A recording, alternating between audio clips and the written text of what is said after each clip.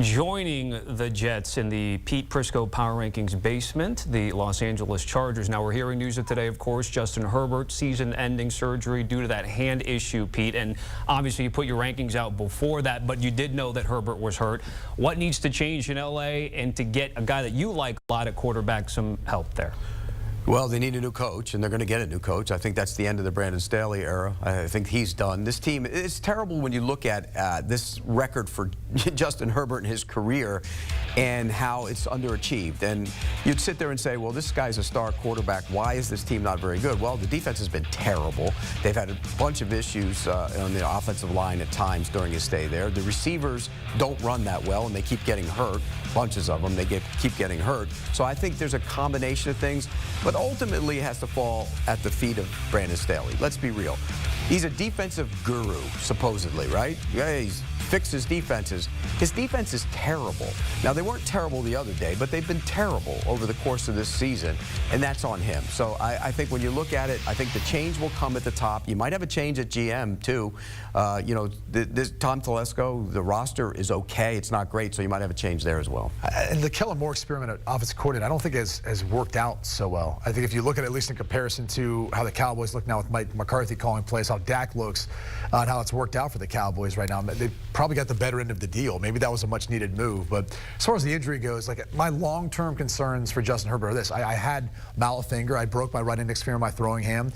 I had to sit out 6 weeks. They put pins in there, a couple pins to help stabilize the joint. But the problem is you're going to have a little bit of nerve damage. The ball's going to feel different. You know, once he is able to get out from having all casted up, they pull those pins out. If indeed that is what's going to happen, you know, he's got to get back to that feeling, if he can, as close as he can, of how the ball's going to come off his finger. The right index finger is the most important of any digit you've got when you're throwing the football. It controls the spiral, the spin, the accuracy, and it's the last little kind of touch on the football. So he's going to have to get through that. It sounds funny because it's such a small and it feels like it's insignificant injury, but it's huge in terms of obviously how it impacts his ability to play and play at a high level. I don't know. Just get ready for Easton Stick against Aiden O'Connell on Thursday night. I mean, that's how we're kicking off the week. Yeah, isn't that great?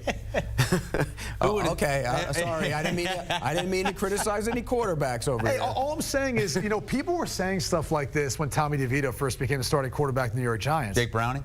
Jake Browning? You are what you are. Well, guess what? Maybe these guys are a lot better than people realize. Like maybe, and I think, it plays into a much bigger conversation about college football and where it's at when you got a guy who's a rookie who's 25 years old, right? And a lot of these guys are going to start staying longer in college because if they can get paid while they're in college and continue to develop, it will suit them better when they get that shot. Because the truth of the matter is, none of these backups get developed anymore in the NFL. There's no quarterback school. There's less of an offseason. And I can promise you this, in game week, they do not care about a backup getting reps and development. They care about whoever's starting, making sure he knows the game plan and what he's got going on that week. So kudos to all the backups out there, especially the young guys, Tommy DeVito, everyone else who's out there.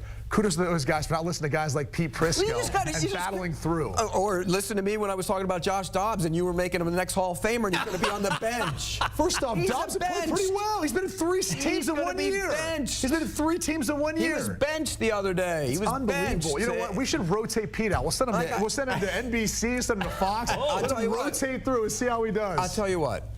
You get them 3 games. Everybody gets 3 or 4 games, and then you decide and you go from there. We haven't seen that with a lot of these guys yet. So we've seen that with DeVito. Yeah, and there wasn't a lot of hype for the Paisan patch, and I kept telling you. He's played good in 3 games, and yeah. Gardner Minshew has him in the playoff hunt right now? Well, and look what he was last week. He was terrible. You are what you are, Brady. You can't. There are aberrations. You can say whatever you want. There are aberrations all over the history of the league, but most of the time you are what you are. Let me help describe this so Pete can understand, because his message never really translates, okay? The difference is for the guys who are at the top of the level, they stay at that higher level more consistently. All these guys can play. Every one of these quarterbacks can play in the NFL, and they can play at a high level. The difference is they can't do it as consistently enough, or they need a little more development and time, and they're oftentimes not going to get it. So for the guys who are right now, it's awesome to see. I hope we see more of it. He's not excited about it. I will watch this Thursday night. I'll be excited for that matchup. Oh, I'll watch, but I'd like to see the real quarterbacks play. We might get they're real quarterbacks too. Prisco network exchange, but then we might be just having to send you right back after a week. They might decline this guy out of here. You might see the ratings go up in all those days. Oh, ratings will go up today on the Pick 6 podcast. They're going to have a ton of downloads because, Pete, you're going to be on it, right? I am going to be on it. Pete Prisco, Tuesday on the Pick 6 podcast. Check it out a bit later. Right now, the latest episode, Week 15 look-ahead picks with Katie Mox, Will Brinson, Prop Stars, and Emery Hunt.